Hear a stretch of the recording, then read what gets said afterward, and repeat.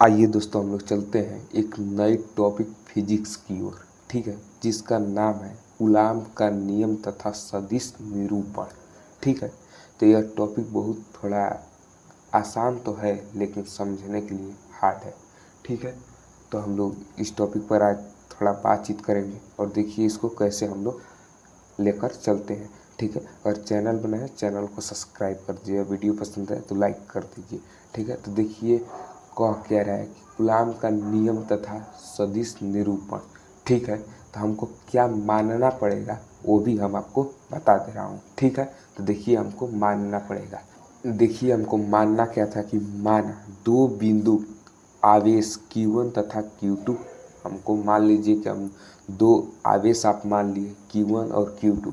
ठीक है, जिसका मूल बिंदु यहाँ पर आप देख लीजिए O यहाँ पर है। ठीक है, तो यहाँ पर मूल बिंदु O है और दो Q1 मतलब एक Q1 है और Q2 आप मान लिए। ठीक है, और इस O के सापेक्ष मतलब इसके सापेक्ष स्थिति सदिश क्रमशः मतलब कौन सा सदिश है, तो यहाँ पर सदिश हमको देखिए Q1 मतलब Q1 और Q2 किसके सापेक्ष, तो O के सापेक्ष, और क्रमशः मतलब सदिश कौन है, तो देखिए Q1 के लिए R1 है और Q2 के लिए R2 है, मतलब सदिश। ठीक ना, इसके सापेक्ष स्थिति। ठीक ना, सदिश का स्थिति मतलब आपको। ठीक है, तो इसके सापेक्ष इतना है तो आप यहाँ पर लिख सकते हो, क्या लिख सकते हो कि O के सापेक्ष मतलब O के सापेक्ष Q1 की क्या स्थिति, क्या होगा भैया, स्थिति सदिश। ठीक है, स्थिति सदिश, तो आप लोग कहोगे कि R1 और वेक्टर। ठीक है, ऐसे आपको दर्शाना पड़ेगा। ठीक है, उसी प्रकार O के सापेक्ष किसका, Q2 की क्या सदिश मतलब स्थिति, तो इसके लिए हो जाएगा कि आपका R2। ठीक है, वेक्टर। ठीक है, तो उसी प्रकार आपको फिर क्या होगा कि मान लीजिए आपको क्या Q2 मतलब मान लीजिए Q2 के लिए देखिए Q2 के सापेक्ष Q1 का स्थिति स्थिति स्थिति सदिश।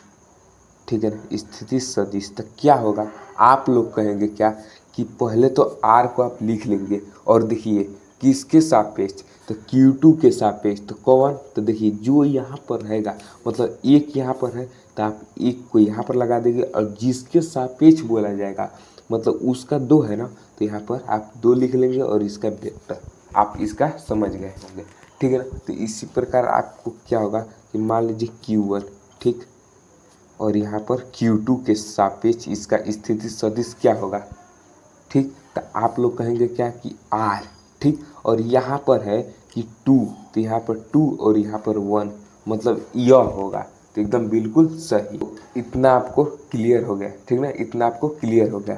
अब आती है बात कि देखिए यहाँ पर आपकी अब बात आती है कि R12, ठीक, वेक्टर। ठीक, अब होगी यह कब कि R12 कैप, कैप कब होगा कि दिशा, किसकी दिशा, दिशा में क्या होगा, एकांक सदिश, एकांक सदिश, एकांक सदिश। ठीक है, तब होगा देखिए जब वेक्टर R12 है, अब कब, जब इसके ऊपर अगर वेक्टर हटाकर हम कैप लगाएंगे तो इसकी दिशा क्या होगी, सदिश हो जाएगी और एकांक सदिश कहलाएगी। अगर मान लीजिए देखिए यह वेक्टर किसको दर्शाता है, यह मान लीजिए कि यह कौन सी राशि है, यह सदिश राशि है। वेक्टर का मतलब यही होता है कि यह सदिश राशि है और जब यह कैप लगाएंगे तो यहाँ पर हमको दिखाना पड़ेगा कि क्या एकांक सदिश थी कि कौन सी सदिश थी। ठीक है, तो आप इसको भी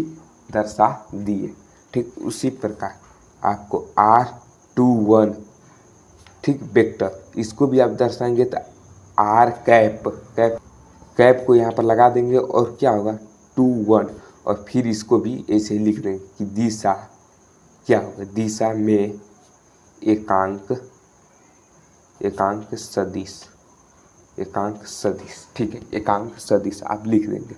फिर अब आपको क्या करना पड़ेगा, कि जब इतना आप जान गए तो आपको एक लिखना पड़ेगा यहाँ से कि देखिए मैं लिख रहा हूँ कि देखिए कूलाम, ठीक है ना, कूलाम के नियम, कूलाम के नियम से, ठीक, Q1 के कारण Q2 पर अब बल, ठीक है। अब मान लीजिए जहाँ दो आवेश लगेंगे, ठीक है, कि जिसे मान लीजिए मैं आपको एक रफ टाइप पर मैं बता रहा हूँ, ठीक है, जिसे मान लीजिए एक रफ पर मैं बता रहा हूँ आपको। मान लीजिए कि यहाँ पर कोई दो आवेश है, ठीक है, दो आवेश आपको मान लीजिए कि आपको यहाँ पर दे दिया गया है, तो क्या इसके बीच का कोई बल तो कार्य करेगा ना। जिसे मान लीजिए कि यहाँ पर दो आवेश है, यहाँ पर एक आवेश है, इसके बीच का जो बल होगा उसी को वहाँ पर दर्शाया जा रहा था। जैसे मान लीजिए कि Q1 है और Q2 है, इन दोनों के बीच एक F कार्य करेगा, ठीक है ना। तो इसी को हम वहाँ पर बातचीत चल रही थी। अब चलते हैं उस टॉपिक पर। तो यहाँ पर देखिए कूलाम के नियम से Q1 के कारण Q2 पर एक बल कार्य करेगा। अब कौन सा बल होगा कि देखिए मैं आपको बता रहा हूँ। देखिए क्या होगा कि F21 इक्वल K इंटू, ठीक है, Q1 इंटू Q2 अपान में R। अब देखिए यहाँ पर बात आती है, देखिए यहाँ पर F लिखा है और यहाँ पर R, यहाँ पर 2 1 लगाए ना, 2 1, तो यहाँ पर भी क्या लगाएंगे 2 1, ठीक ना, इंटू यहाँ पर क्या होगा कि R21 और कैप लगा देंगे, ठीक है। क्योंकि इसमें यहाँ पर हमने उसी को यहाँ पर एकांक सदिश के रूप में बदले हैं, ठीक है ना। यहाँ पर आप लगा देंगे तो इसको क्या मानेंगे हम लोग, समीकरण नंबर 1, ठीक है ना, समीकरण 1 मान लेंगे। उसी प्रकार आपको एक और काम करना है कि F, ठीक ना, F, जैसे मान लीजिए कि F बराबर आपको क्या होगा कि देखिए K into Q1 into Q2 अपान में R, ठीक ना। अब देखिए कि यहाँ पर 2 1 के लिए लिए हैं तो यहाँ पर 1 2 के लिए लेंगे और यहाँ पर भी 1 2 लग जाएगा और यहाँ पर इंटू में क्या होगा R12 कैप हो जाएगा, ठीक है। इतना जब कैप होगा तो इसका क्या होगा सेकेंड समीकरण बन जाएगी। अब बात आती है किसकी, अब देखिए जब दो समीकरण बन गए तो यहाँ पर मैं आपको बता रहा हूँ ये यहाँ पर, ठीक है, इतनी दूरी में देखिए जब दो समीकरण बन गए तो हमको क्या करना पड़ेगा, देखिए समीकरण, ठीक है ना, 1 व 2 में, ठीक है, इतना लिख देने पर। अब देखिए यह और यह सेम है तो आप क्या कर सकते हो, कैंसिल कर सकते हो। लेकिन अब बात आती है कि F21 इक्वल होगा किसके, F12 के, ठीक है ना।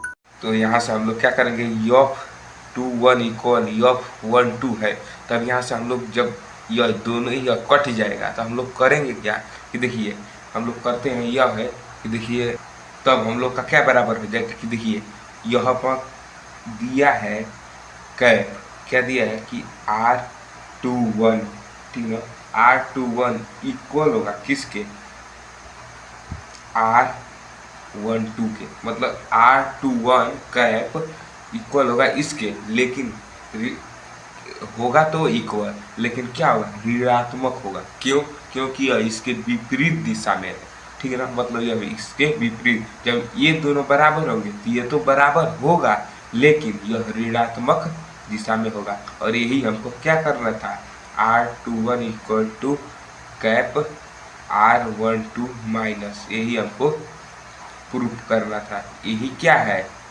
कूलाम का, मतलब कूलाम का नियम, कूलाम का नियम तथा सदिश क्या है, निरूपण, सदिश निरूपण आप लोग को समझ में आ गया होगा, ठीक है ना। तब हम लोग अगर चैनल पर नया है चैनल को सब्सक्राइब करके बेल आइकन को प्रेस कर दीजिए।